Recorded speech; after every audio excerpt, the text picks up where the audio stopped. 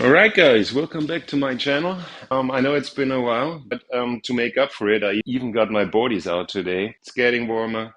I think we all need warmer temperatures, good conditions for downwinding. We all are looking forward to summer. I brought you something special today, the AFS Blackbird Downwind foil board. I bought mine in 8.020 inches wide, 125 liters. I am now about to switch to a different brand. And I will, of course, give you all the reasons for these changes, why I made up my mind, why I put down the money and made some serious investment in carbon equipment or some serious offshore equipment, as you might also say. First of all, what really struck me here when I opened this huge bag that it came in was the high quality of carbon fiber construction. This is really a rock solid board. It weighs almost nothing. It's 125 liters, but only weighs 6.4 kilograms. It's even 200 grams less than it says on the website. I kind of like that attitude by AFS. You really under-promised and overachieved, over-delivered, and that's my kind of brand. That's exactly what we need. We definitely need brands that always work with kind of a margin of safety. Remember, we are going out into the open ocean.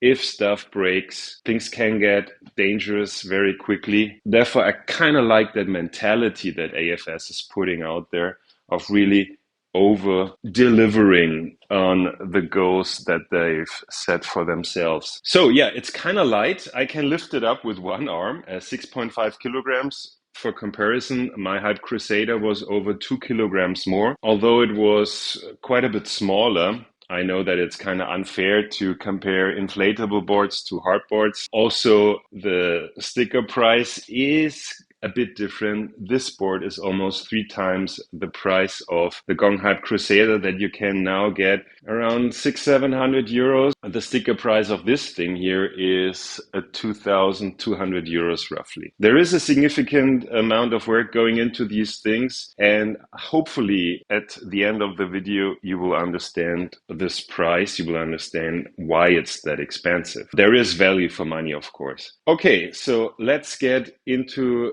the description of the board. There is lots of volume here at the back, which should definitely make it easier to accelerate down the wave and actually catch the waves. Remember, these things are not made predominantly for lake runs or river runs. This is made for the ocean. This is made for bigger swells, longer period swells. You need more speed. And I think this tail here really helps you to achieve that, given the high amount of volume that we have here in the back. Same for the nose, lots of volume there also. Let's have a look at the nose bevels. They're kind of semi-pronounced. It's sort of a compromise between, let's say, something like the Ginchu, for example, with that canoe kind of nose shape, and these flatter boards.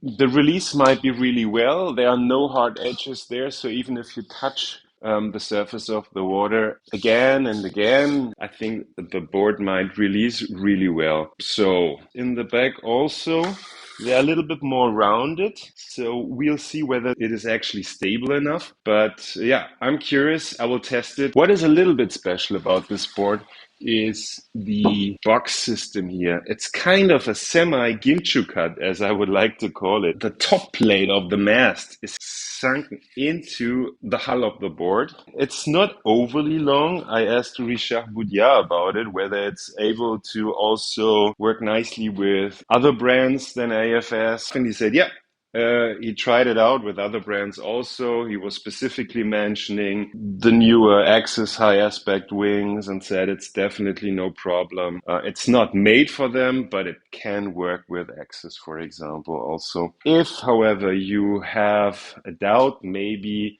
you have some old GoFoil equipment that's working a little bit differently, then you might opt for the longer version of these foil box systems. There is a second version that you can also order, but it's kind of, yeah, it's a little bit heavier. They explain everything about it in the video that Richard did with Gwen a few weeks ago when they did the race in Guadeloupe, I think it was. So you might want to go to this video. I'll link it at the bottom. Then you can have a look at this almost an hour long explanation where they go into lots of details also.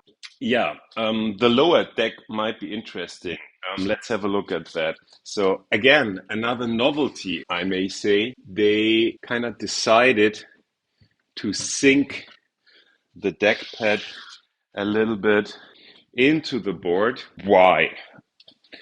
A, you can save a little bit on weight here. You have B, less distance between you and your foil, so you might feel the foil a little bit better. There is an additional benefit that Gwen also mentioned in his video. When you start pumping, you can basically plant your front foot towards this kind of wall that is shaped by the lower deck pad, and then you can push against this. So A, you always know where your front foot has to go, and B, you can use the rebound from that wall that is kind of built here to accelerate even more. That's kind of unusual. What I also like is this auto ventilation system that works with textile material here, so you don't have to take it out. Just don't mess with it. That's what I was told. You might break it if you take it out and try to wash it. It's enough if you rinse your board after every session. That would definitely be the best thing. But you don't have to take the plug out when you're traveling, when you're flying. It's unnecessary. It's also nicely protected here with some additional pad. There's another pad here in the back where the plug sits for the leash attachment system. And then if you put it flat, those two plugs basically make sure that the carbon surface, which is so nice, I will put in some close-up views of the carbon surface here, that this carbon surface that is so well crafted is not scratched. So that's my first impression. Anything else? Well, if you look at it from the sides here, the rails are a little bit thicker in the middle, of course, and then they are tapered out, but they're so well rounded that if you get winds from the sides, let's say you want to take a stronger, sharper turn into the wind, that the wind is going nicely under these rails so that you don't have like a massive amount of resistance when you go sideways and the wind is coming from this direction. This might be nice also. Yeah, we'll figure it out. We'll see. It's very streamlined. I think I can produce enough lift with it to get out my high aspect foils. I started off with the subfoil equipment, the 1350, the 1550, which was very helpful on my legs. And now I'm kind of trying to move on to faster foils. I want to ride oat motion swells. Therefore, I felt that I needed to up my game and push me a little bit also with my equipment. I made this investment. I didn't get any money from AFS, if you are asking yourself this question. It's just a hobby. I have a normal job and I want to get you guys also into the sport, make you enjoy open ocean waves. I think it does something to our minds. It's the place where I can really reach the flow states that the guys at the Progression Project, for example, are talking about. It's mind-blowing what you can do out there in the open ocean.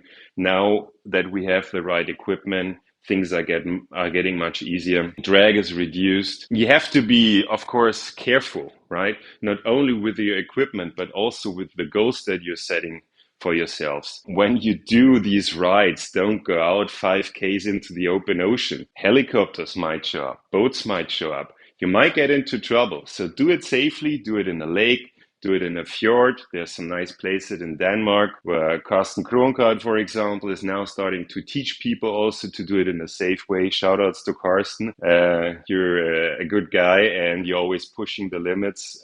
I admire what you're doing up there. And yeah, so there's a bunch of people now showing up on social media trying to teach you about this crazy new sport. I'm now one of them. If you have any questions, as always, hit me up. I speak English, French, German, of course, a little bit of Spanish. If you have any questions, post them under the video or hit me up on Instagram. My name is Mr. Superstop.